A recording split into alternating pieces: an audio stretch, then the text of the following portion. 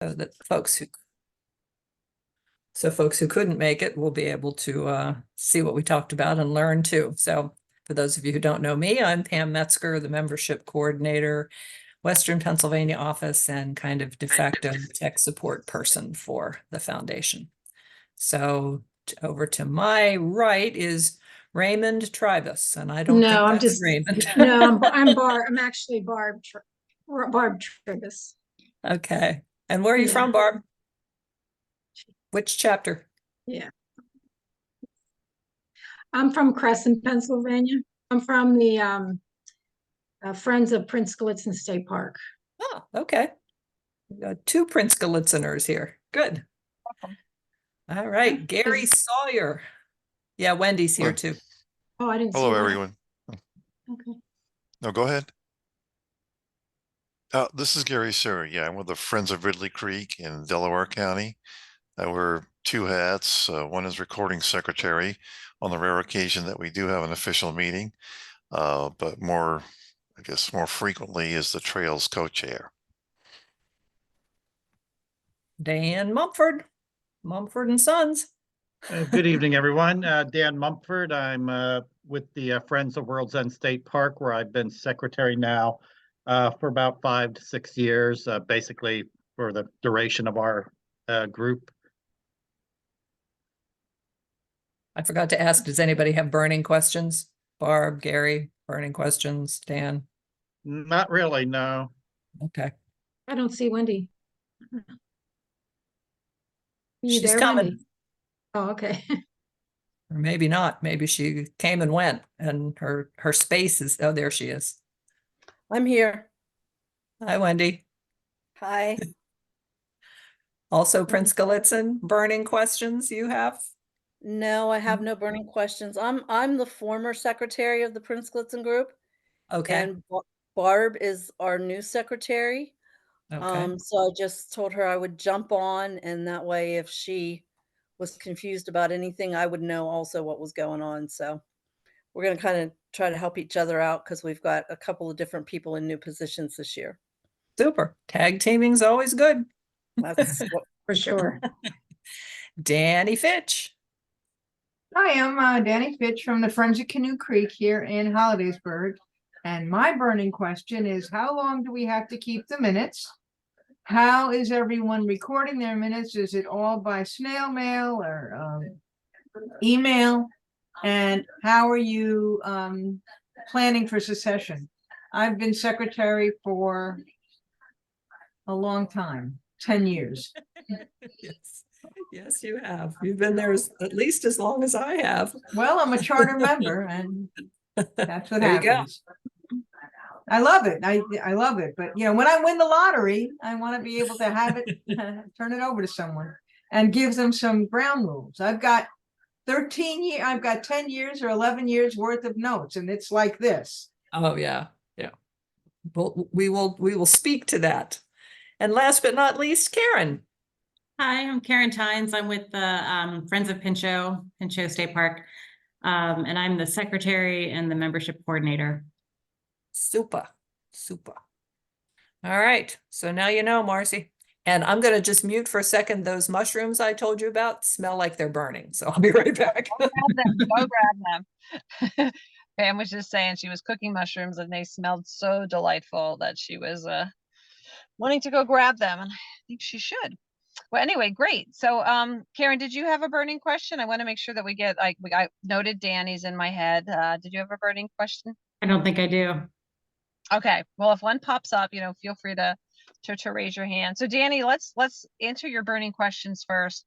Unfortunately, minutes have to be kept forever because they're legal documents of, recording decisions of the group. So you can keep them electronically. You don't have to keep them all paper if you want to scan them and keep them as electronic records, but you do need to keep them forever. Is there a place that PPFF allows us to put them? In terms of like your hard copies? No, you're digital. I have everything digitally for the most part, but when my computer goes, who do I hand them to? So my organization, they're they're as far from computers as possible. I'm lucky people have email. So So that's something, Pam, that Pam and I can discuss. Danny asked if there's a repository electronically within PPFF where minutes can be kept, because you have to keep your minutes forever. Yeah. So that's something we can look at and see if we are able to maybe do something on our drive where you can upload them. So And let then us, maybe just, yeah, have it password protected for each chapter so that, you know, you would have your own little cubby hole. that'd be great. That would be really perfect. Thank you. All right, we will chat. let us, Good. let us, This is Dan at World's End. I have the same concern because, yeah, what happens when your computer dies? What my workaround so far is, like, every now and then I have a flash drive and I just load them onto a flash drive, and that's where they reside. You know, that's about the best I could come up with. You know, that way, if my computer does die, I at least, you know, have most everything on a flash drive. Well, right now, everything I have, so like every 5 years, I turn everything over to the park. So Joe Basil, the park manager, has a file that's ours in his office, and he's got 10 years worth of our stuff. So now I'm working on the next 5 years. So we have it digital and we have a hard copy. yeah. And one thing that we do at the main office is we have a spreadsheet. If there's any major decisions that are made, we record it in the spreadsheet. That's a running tally of major decisions and when they were made. So that way, you know, we don't have to go back and read all of the minutes to see when something was made. We have it as a reference. So that's another way to back up as well. So what's Like, a major decision? Like, could you qualify what a major decision is? well, let's say when in your own example, Danny, when the Friends decided to purchase the Easy Dock launches, so that's a commitment of money. That would be something that when there's a new officers elected, you know, I would make sure that's in there. You know, and at the PPFF level, you know, it's also when if we do a policy decision, that type of thing. Those are Thanks. recorded Okay. in that decision grid. But we will look, you know, and a thumb drive is a great way. Sometimes I find that I have so many thumb drives, I can't remember which thumb drive goes with what. But you we have to need make to, I'm sorry, we need to think of a little further ahead, because it used to be floppies, and now even if you have a floppy, there's no place to read it. So Yeah, putting that's the stuff- thing. When we say these things need to be kept forever, if it's electronic, there's no software or file format that seems to last forever. So it Oh. seems like no matter what you do, at some point you're gonna be outmoded. And right now, yeah, right now everything's digital. We don't save hard copies. I don't know, maybe we should, but you know, frankly, I don't. I have hard copies because that's what resonates with my group. But PDF is sort of ubiquitous. Anyone can read that. So having a cloud someplace, or you know, a place absent the thumb drive that you can bring something down, that seems like it might be more resilient. Yeah, As and a PDF format. is certain, if you're gonna pick a file format, it seems PDF is right now the most universal. But again, you know, nothing is forever when it comes Right. to software, so. Right, and sometimes, you know, again, if it's even if it's held in the cloud, it may have to be moved. Everything may have to be moved to something else because technology is constantly changing. I mean, I was watching the news today, and you know, they implanted you know, a little microchip into somebody's brain, you know, to help them, you know, with their paralyzed, to help them with their limb movement. So who knows? Maybe we'll all have chips in our brain at some point. I was going to say, as a method of last resort, I've just searched my sent emails, and it's amazing how far back, at least with Comcast's system, not a very good method of recording. But if you have to find something, you know, I send out the minutes by email to the members. So if I don't, for some reason, my computer crashes, Comcast has it on their server. Right. Yeah. And you know, what we recommend for all chapters is to make sure that you're copying us on the minutes, because we do read the minutes when they come. So for the new secretaries, and we put them into a file when we receive it.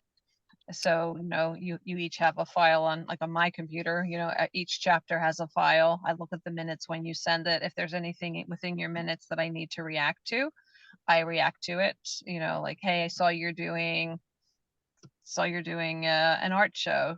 Did you know so-and-so chapter has done those? You might want to talk to them to learn some tips that they picked up. Would that be to both you and Pam then? Yep. Marcy? Okay. That'd be great. I don't promise I keep them.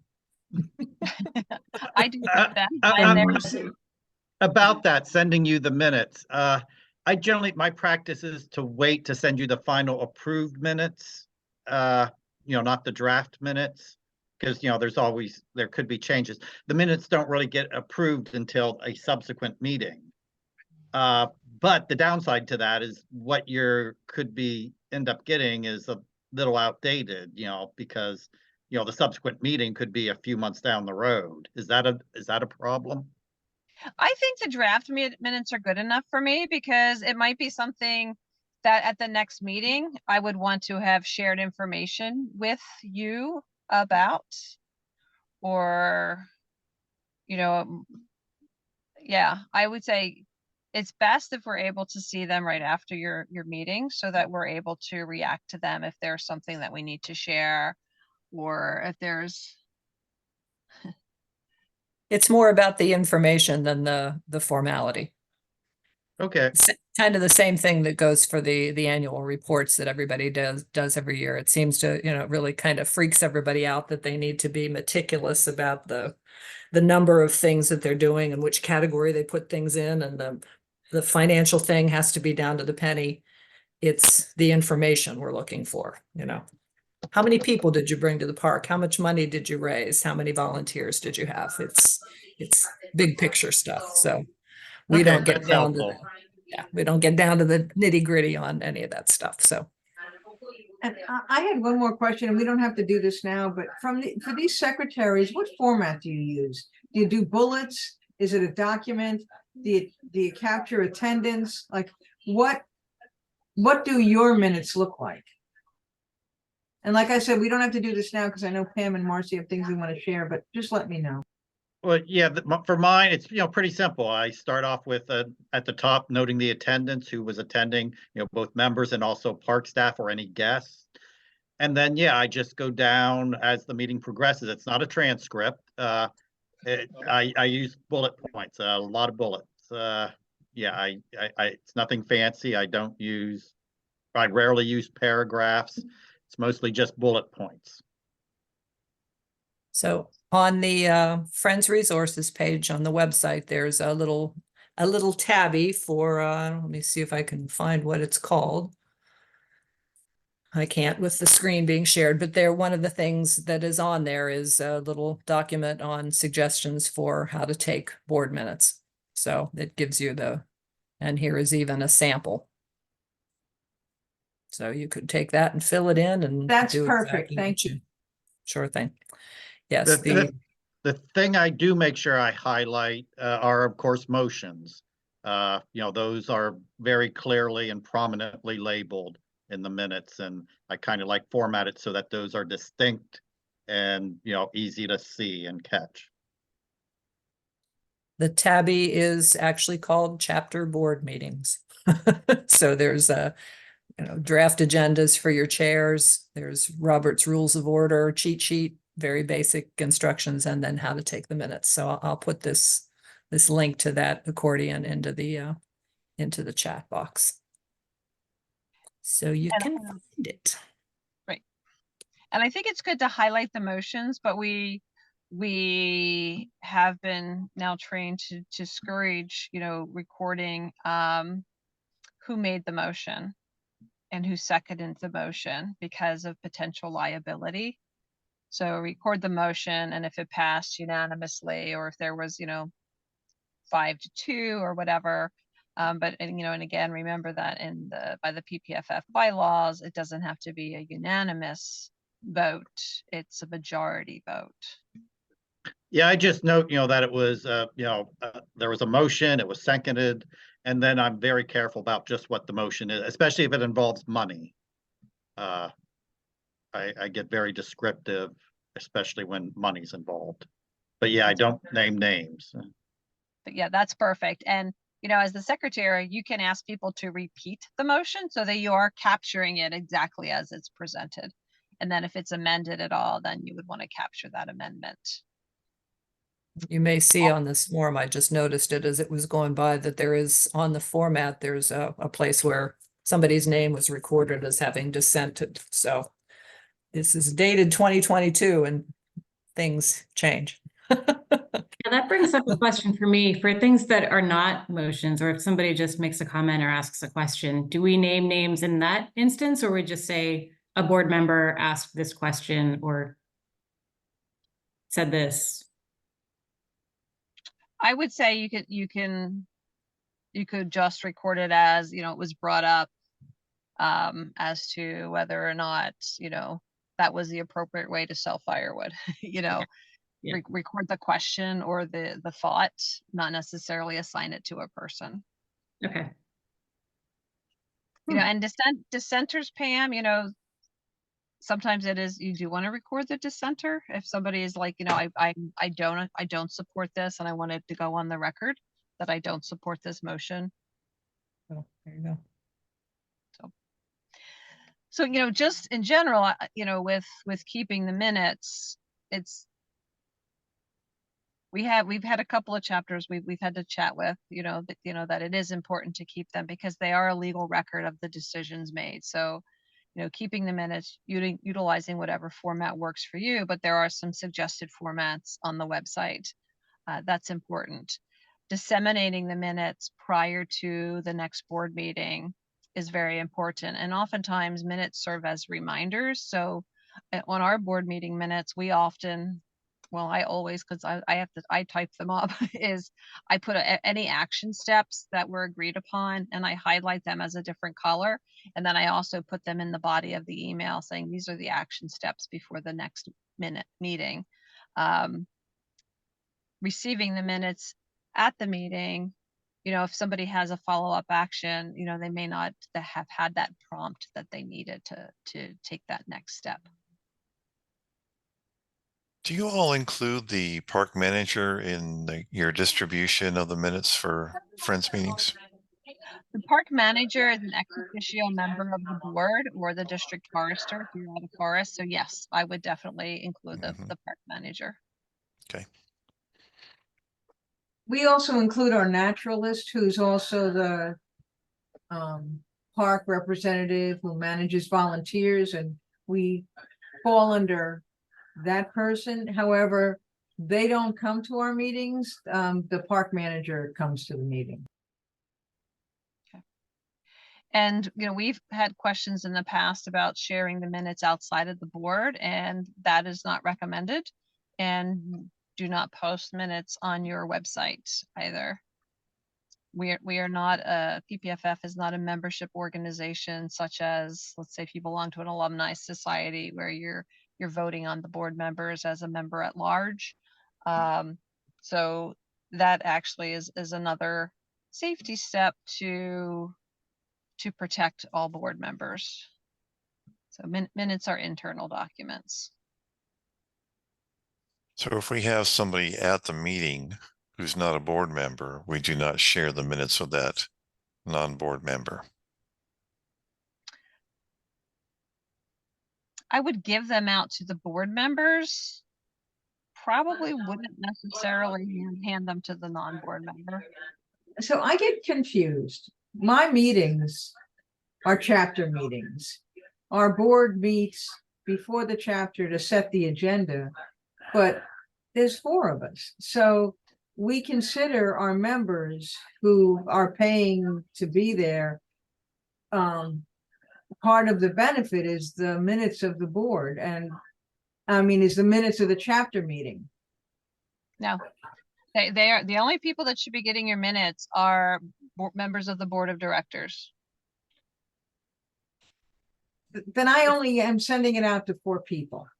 Yeah. And nobody else knows what's going on. That's what you would use with a newsletter or Oh. other methods of communication.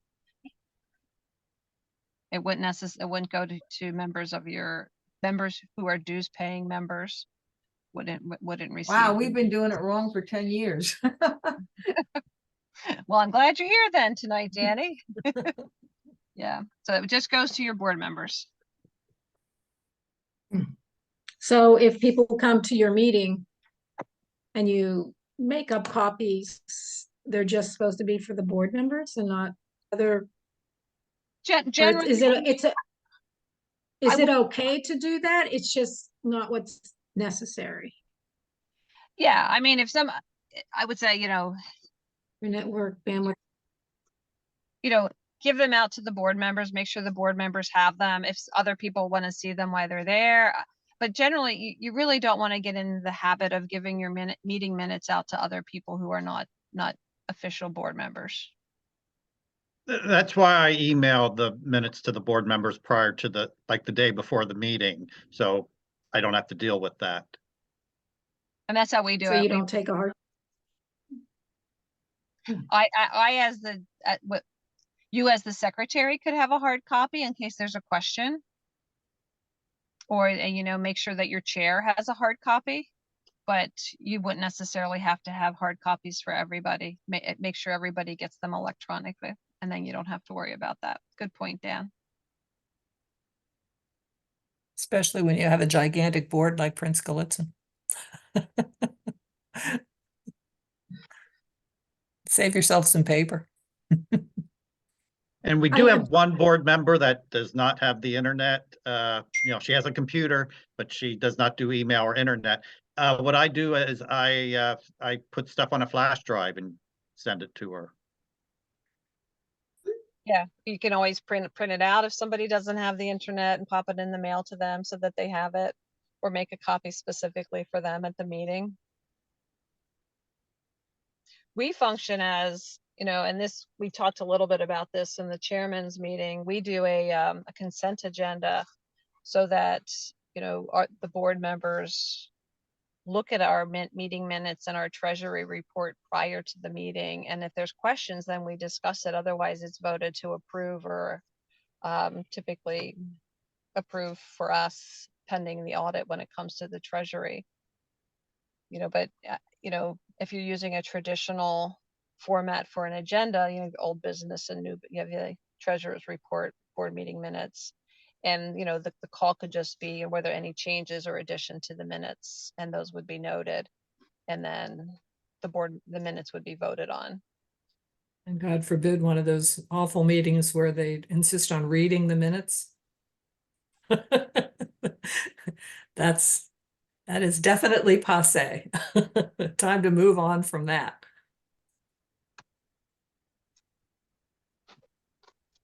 Went out with could the, use some clarification on names, on including names. Are you saying don't put names? Like a motion was made by somebody and second by this person. So to not include names, but you do put names as board members in attendance were these people, Yes. and you list those, but you don't list names of anywhere else in the minutes. You just say a person motioned, it was brought up that. That is correct. Like Is that a recommendation? that is That's a what- definite recommendation. So Okay. let's say that you recommend that you host an event and something goes wrong at that event. You don't want somebody coming back and saying, well, it was your idea that we do this. So you're really the person who's responsible. So it just takes out that level of, let's finger pointing. So so what you would do is if you would record, there was a motion made that we spend $10,000 to put in 7 benches around the park. The motion was second. There was a call for a discussion. There was no discussion. The motion passed unanimously. That's what you would record. You wouldn't say, Ron made a motion that we do this, and then Wendy seconded it. You wouldn't record the names. And that is a newer method, like within the past couple of years, the recommendation came that you don't record the names associated with the motions. What's really important is what is the motion, capturing that exactly, that it was seconded. If there was any conversation about it, you would record it. So maybe somebody said, well, I like the idea of benches, but I really think it would be better if we focused on a playground and save the money. You would capture anything like that as part of the discussion, and then whatever the final decision was. Well, we do record conversations and concepts that don't really come to a motion. And I've been in the habit of putting a name, associating a name with somebody found this rare plant in the park or something, like that. But if that's your recommendation, we'll use passive voice throughout, and not associate names with anything in the minutes. I think there's the time where it's okay if you so and so found something, that's fine. Or sometimes we'll record a question like, Mary was interested in knowing X, Y, and Z. So that way you know who to go back to if you follow up, but not necessarily assign a motion or a decision. And sometimes just in the context, it's impossible not to identify the person. Our meetings are organized, the chairman gives a report, then the vice chairman, then the treasurer, and that's how the minutes are organized. So you don't have to be a detective to figure out really who said certain things. If it's something mentioned under the vice chairman's report, well, it's, pretty obvious that's probably the vice chairman that said that. I had a question. So in our minutes, we like Dan, we give the president's report, the vice president's. I'm also the secretary and treasurer, so I get to speak a lot. But then we also talk about our plans. And so like, what's our program for the year and who can do what? A lot of our members are members in either dollar support, event support, and or attendance. So us sending out our minutes with what we're planning is how we keep 60 people involved and interested. So are you saying that I now have to take most of that out and make a newsletter? Well, Danny, you could take that part of that out and send it out to the members without sending them the entire minutes. You could take out the part saying, these are the things that we're doing this year, and these are the areas where we need volunteers, and send that out. Okay. You wouldn't want to send them the entire minutes. Okay. Yeah, we have a separate person that does newsletters, I think twice a year is what we shoot for. It goes out to membership. Yeah, and even if it's just you're sending a quick email to the members, they probably don't need to read all of the information about, we're going to put up 26 bat boxes and it's going to cost us $400. And like, all I need to know is you want to put up bat boxes and you need me to be there on April 26th,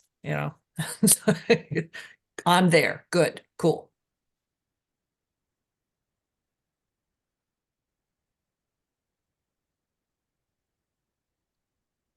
So any other questions about keeping the minutes? That's the primary role of the secretary, particularly if you're the recording secretary, is you're capturing the minutes. You really want to capture, motions that were made and approved. You don't have to capture every single word outside of the motions. You can capture the essence. There was a conversation about, about benches, and we want to revisit this in the next meeting to talk about where we want the benches, and Gary's going to follow up with the park manager to ask them to come speak about the type of bench they want at the next meeting, kind of thing. We've found when we want to get money approved to do something, That approval process often happens through an email chain. It's not really recorded in a in-person meeting minute. Can you address how, can you address that? And is there a role that I, as the recording secretary, should play in kind of consolidating this email chain to reflect that a motion was made? And of course, there you do identify who made the motion. It's right in the emails, and the money was approved, blah. So, rather than having an in-person meeting, we do kind of, we're a small board, so we just do things by email quite a bit. The way And I handle that at World's End is if there was some sort of email vote or email action, I just document that on the next subsequent minutes. The next time I issue minutes, I note that this such and such occurred via email on such and such a date to authorize such and such. That's a good suggestion. Yeah, thank you. Yeah, that's good. And that's perfect. And our bylaws were amended in 2020 because there was a point at which email votes were not permitted, and by law in Pennsylvania you couldn't. And so they changed the law, and so our board minutes, our board bylaws reflect that email votes can happen. But that's a great way, Dan, is to capture it in the next minutes that a vote happened and what the outcome of the vote was. Because you do want some documentation, particularly when it comes to money, because the board has fiduciary responsibility. Great question.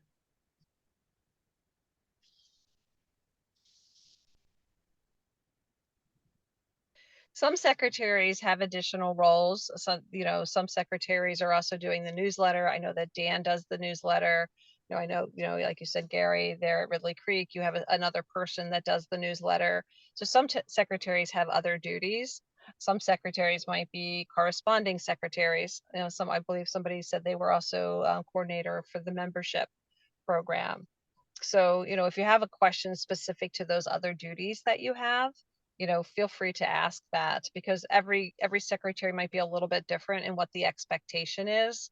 But your one role that you truly have is recording of the minutes and keeping the minutes.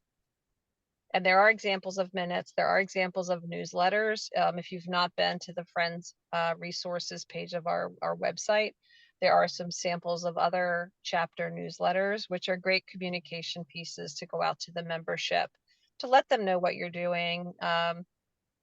Some parks, also the Friends groups, post them around the park, they put them on their website or on their Facebook page. But it's a way for people to say, hey, look at this group, they're doing great things, I really want to be involved with that. Or, hey, look at this group, they need my help, they have this thing coming up, and I want to participate in that or be a volunteer for that.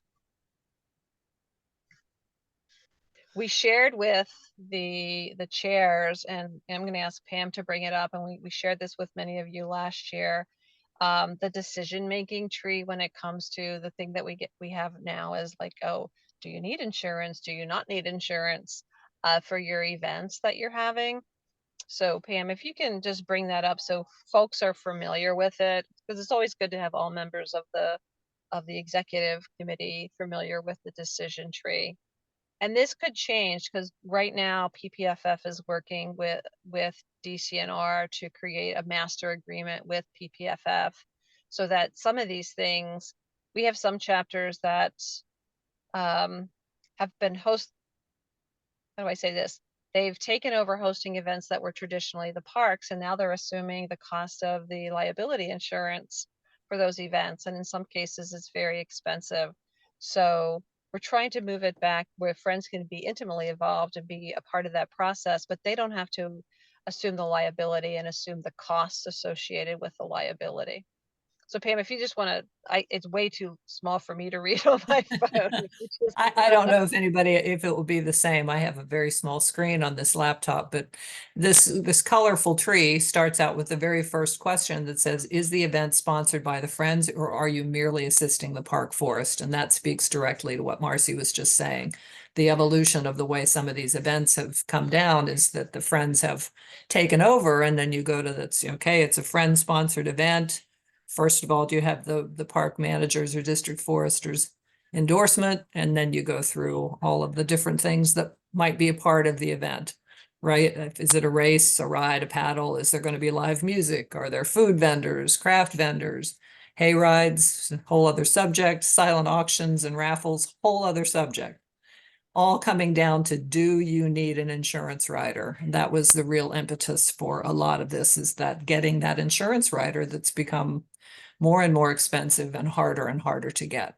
So the good question up here always has been is if it's a park or forest sponsored event and you're just helping, you don't have to worry about any of this. So that's kind of where we're trying to get with many of the large, expensive events, is to get it to where you are providing logistical and body support, but not assuming responsibility for all of the financial worries, frankly.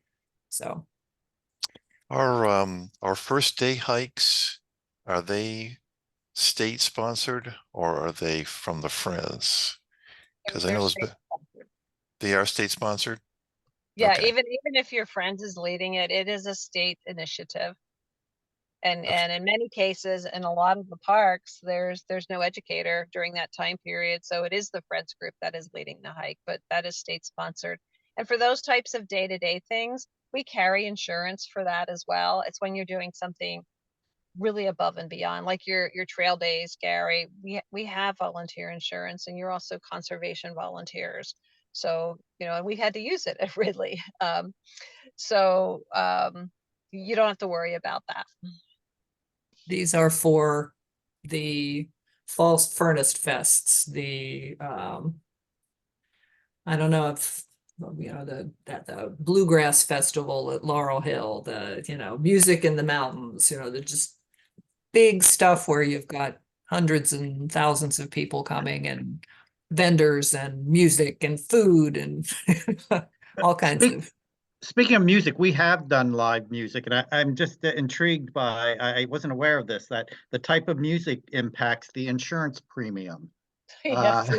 Is, is there certain music you could warn us off of what that might be? I think Free music. I think country is one that impacts the fee. I'd have to ask Wow. Bernard to pull the list, but yeah, because we're really trying to encourage people to diversify the music, because that helps to diversify your audience. But there are some music genres that cost more, and I think typically what we've seen, like, we know it's harder and harder to get insurance for a mountain bike race, and we can pinpoint the moment that it happened is when there was a race and racers were supposed to turn left and they went right, and there was some fatalities. And Oh. that was a pivotal moment. It wasn't in Pennsylvania, it was in Texas, but it affected the insurance everywhere. And that's how, like with the music and how that influences the cost, is there may have been an event and something happened, and they're making this broad sweep that, okay, this type of music leads to this type of behavior. So, and So as I guess we should all go through for, four-chord symphonies, harp festivals, What about Friends sponsored educational events, either indoor or outdoor? I would say that's day to day, because our mission it includes education. And so, unless you're doing like a huge education festival, but if you're educating and you're working with children, you want to make sure that all your volunteers have their clearance for the child. There's 3 clearances that you need if you're working with children, and you want to make sure all those volunteers have those clearances, because our first goal is to protect children. We have a photo contest. I guess that's the other major Friends sponsored event. That's either an indoor, outdoor, 2 or 3 hour thing. Do we need special insurance for that? I Okay. would say you're good. Okay. And sometimes you'll know that you'll need insurance because your park manager will say, hey, we're doing a special activities agreement, and that special activities agreement will outline what the insurance requirement is. But that's what we're trying to get away from, that we have to have these activities agreements at the local level, that, this is a real partnership, and, what you're doing is to benefit the park or the forest, and what we're doing as PPFF is to benefit the park and the forest system. So we're working through that process. Do each of our members, our member coordinator, the naturalist, said that because we're members of a friends group, we're covered under the park liability insurance. A lot of times we have work details, installing fireplaces or something like that. So does each of our members need to enter into that, membership thing, or is that covered by the park? So all of your members of your board of directors should be also listed under the conservation volunteer program. And like at Ridley Creek, they have regular trail days. So those Right. trail volunteers should be under the conservation volunteer program. But let's say you're doing a single day event, you're doing an Earth Day volunteer event. You could have a list and have people sign in, and then you would give that list to your, in your case, Danny, your educator. And then that list would serve as registration under the conservation volunteer program. If somebody's only coming out to a park or a forest for a one-off volunteer day, it's most of them, it's a lot of work to get into the conservation volunteer system.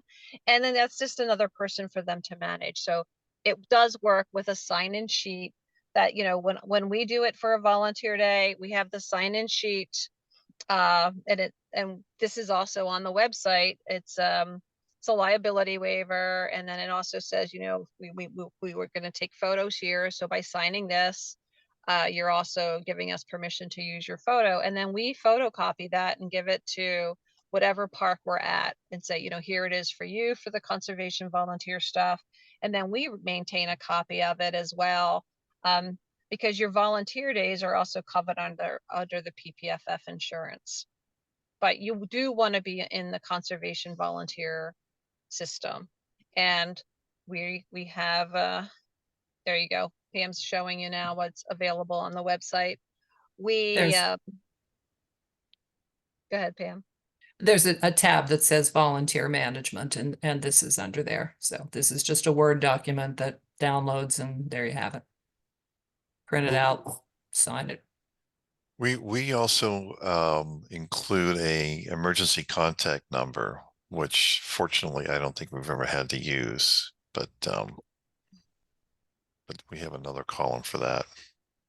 That's a good Good idea. We can add that, Pam. That's a good idea. Yeah, you can put too much on there, people won't want to sign it, but actually Yeah, they they do. don't. People do put their emergency contact, and I tell them, for people who haven't seen that before, I say, you're covered under workman's comp if you get the volunteer conservation registration, and the contact is just, just in case we do have to get somebody for you. Yeah, and if somebody that's coming out on a regular basis, you may want to even a little more detail. If let's say you're going out, we'll use you, Gary, your trail volunteers, is anybody that's out with you regularly, do they have, are they allergic to bees? So that, if something happens, that there might be steps that you have to take to help them, where do they keep their EpiPen so that you can give it to them so they can administer it, type of thing. Yeah, I've mentioned that on one or two occasions, but not regularly, to be honest with you. Poison ivy is the other thing that, we'll mention if we're working in an area with a lot of poison ivy. So, And we are actually we're going to bring, we talked about this at the chair meeting, is that bringing in and having one of these for people that have regular trail work days to talk about, are you doing safety briefings, and can you share ideas of how you're running those, and trying to look at it from different programmatic things that different chapters are doing to share information. Because we think it would be very helpful. You're kind of a crossover, Gary. You're coordinating the trail volunteers, but you're also, the secretary. But in some cases, it might be somebody that's unique, that they're only working with the trails and not, you know, actively part of the executive committee. So we want to make sure that we're having these conversations. Just, you know, safety is a priority, and a lot of safety can be imbued just by, you know, setting the stage at the beginning of a volunteer day.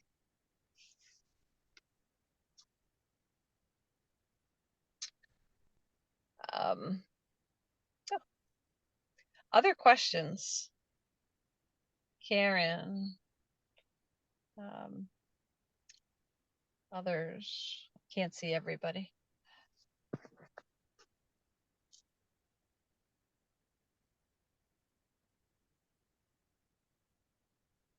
Barb has a little bit of a deer in the headlights look, but that's comes from being new. Yeah, a lot to take in. I did have a question about succession planning. So what are Oh, you good. guys doing about getting, you know, bringing the next group of people up to the officer level, particularly the real scary, you know, roles of, you know, people hear secretary, they hear treasurer, and they run for the hills. They're like, oh my God, I can't do this. And that's not necessarily true. So I'm assuming you're asking the others. I'm asking everyone. So like, what are your suggestions? So we encourage you to succession plan. You know, you might hear this, you're new, you're thinking, oh my gosh, Danny's been doing it for this long, Dan's been doing it for this long. Did I just step into the secretary for life position? And you know, that's never fun to think you've stepped into something for life. So, you know, have those conversations as a board, and, you know, we encourage you to try to actively recruit board members. And we know that it's not always easy. And we were talking at the chair meeting. I know World's End has added a couple of board members, and we said, well, tell us, what are you doing? How are you doing that? And Dave said, well, I wish I knew. I wish I could tell you why more people are coming. But I think some of it is they're seeing the success. They want to be a part of it. And, you know, Karen and Barb, you're both new. What brought you into a new role? Is that the right place? Being in the right place at the right time. Right place at the wrong time. Everybody Wrong step place back. at the right time. Right place at the right time. We So, get you very, know, I was go just gonna ahead. say, we got very lucky finding a treasurer. I think that's one of the hardest positions to get somebody to volunteer for, because it is kind of scary, I think. I wouldn't want to be one, but we got very lucky. This young woman who just received her CPA degree was at Trail Work and found out about this, and what a great resume thing for her, you know, just starting out her career, and she's the treasurer of a 503c. You know, we got very lucky, a very good treasurer that we have now. So someone who's got the qualifications too to fit the bill. Just by having an event where, you know, somebody came and said, "Oh, well, you need help? Yeah, we'll fill the shoes." But you know, we have a hard time finding people who want to take responsibility for even doing one event, like setting up an Earth Day celebration, or, you know, Christmas in the park sort of thing, or an educational event. It's hard for someone to come in. We used to have a nice person who did events who was well connected to people in the park. And it was just quite a bit of work for her to continue that. We got lucky just having an event. I guess that's what I would want to just summarize. We at World's End, you know, we try to, like, we one of our big projects was building a amphitheater for the campground. So the park naturalist does a lot of programs there in the summer, and she's very nice in that she often precedes her programs with a little plug for us, noting to the audience that, you know, it was the friends that purchased this and made this amphitheater possible. And I think what you were saying about, you know, conveying success, I think it hurts if one sounds too needy or too begging for help, because I think that scares people. They think, oh, yeah, what am I getting into? Whereas, you know, if it looks like things are going well, you know, hey, come join our successful team. I think that's less intimidating. They feel that they're not going to be stepping into a mess. Very good point. Yeah, good point. We do have a nice group of dedicated people who really care about the park. Yes, we And do. that makes it hard to not want to, make sure it's successful. And we're very fortunate. Wendy, who's the former secretary, offered to help. Yeah, yes, I wanted to mention that. That's why she's on today, and I'm really glad she is, because that's going to makes it easier and makes it, sometimes it's hard to step up and do just a little bit more, but we do have a group of people who really care about the park, and I agree with and the leaders. Barb completely. We do have a really good group of core members, and last year, mid-year, we lost one of those core members in the president of our friends group, and so in October we had to completely realign in order to put the right people in the right positions. And so what we're doing as far as succession is, as Barb said, we're piggybacking each other. So I'm here to help with Barb. I have taken over the treasurer's position. Ron Gulich and Stacy had been treasurers up until October, and they are right there for me. Everything I have done so far this year, I've run through them, and they're right there to give me help and give me aid. And so that's how things are working out for us. I Our heard website something. also, our website seems to be a helpful tool also. We hear from people that they heard about it and discovered us through the web, through our website. Is your website, Dan, with PPFF? No, we actually I know in some friends groups that may be the secretary's job. In our group, it's not. We have a separate person who handles our social media and web business. Yeah, we pay. I don't handle it, but we pay someone to host the website, and it's actually Cal Fawcett. He's very talented. Constructed our website. I think he does the same thing for RB Winter. Does a really good job. Could you put an email out to the Friends of Canoe Creek at gmail.com and just let me know who that is? I'd like to talk to them about, what are they using GoDaddy? Like, who are they using? It's some sort of vendor like that. Yeah. And Yeah. it's relatively cheap. It's not expensive. Right. And once you get it started, we found that I like the idea of piggybacking, because we're starting to do that. So if someone shows an interest, we try to encourage them to stay with us. So we have one person that does our summer movies. And so I'm thinking now I'm going to make them a director. They do the summer movies. They always have. And so spreading out our board and some of our regulars, making them directors so that they're able to do what they need to do, and they know what they need to do. And most of the time people are interested. I'll do one thing. Oh, and I'll do the next thing. And so it's a matter of encouraging the success and celebrating the people that are helping us. Yeah, I'll reach out to Kyle. I'm sure he'd be happy to get in touch Thanks. with you.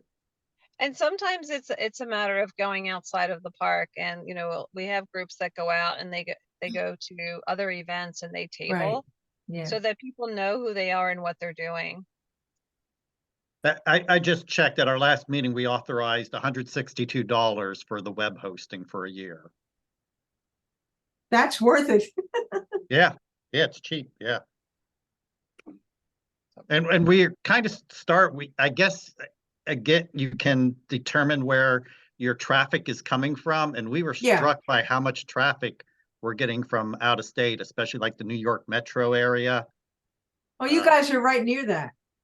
Well, no, we're a little, we're north central. It's we were kind of startled that how much the New York City folks are hitting our website. That's interesting.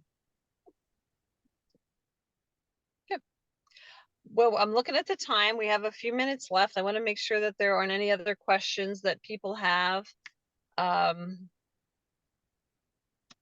and maybe Pam, we should do one just on succession planning, because we had that question come up in the chair Yeah. piece as well. We've got a lot of people who've been around a long time, so Yeah. it's time to think about that. And stuff happens, stuff Yeah. you only have People- today. You don't know what's going on tomorrow, man. The old hit by a bus. What happens if I'm hit by a bus? Yeah. No, it's the lottery, not the bus. It's the lottery. I like the positive spin, Danny. There you And I- go. And I will say one of the other things to think about is if you're the secretary and you're also in charge of doing press or any of that, that Tasha is there to help you as well. Tasha is our public engagement coordinator. So if you're asked to write a press release about something, like Gary, when you're getting ready to unveil your new playground, Tasha can help with that. We also subscribe to a press service where, if it's something that's appropriate to be broadcast very wide, we just run it through the press service. If it's something that's more localized media, we can help connect it to your localized media. So you can just reach out to Tasha for that. And she's doing a social media one of these on, I think it's February the 7th, if I'm Yeah, not next, mistaken. we have a new VP, Corey Simpson. He's going to be attending that for us. Super. Excellent. Excellent. And Can you share Tasha's contact information? yeah, it's T Ferris. TFERRIS. At our usual paparksandforest.org. and then I will quietly share something I'm super excited about. Pam doesn't even know this yet, but we have a partnership with New Trail Brewing. We have the State Park Beer Series, but they're going to be doing an I Love My State Park beer for I Love My State Park Week. So yay! Hey, cool. Awareness about how important state parks are, and so it'll connect to a web page, and then we'll talk about friends groups and how people can get involved if they love their state parks. When is that? When is State Park Week? I Love My State Park Week starts every year, so the date varies, but it's always starts on Mother's Day and goes for an entire week after Mother's Day.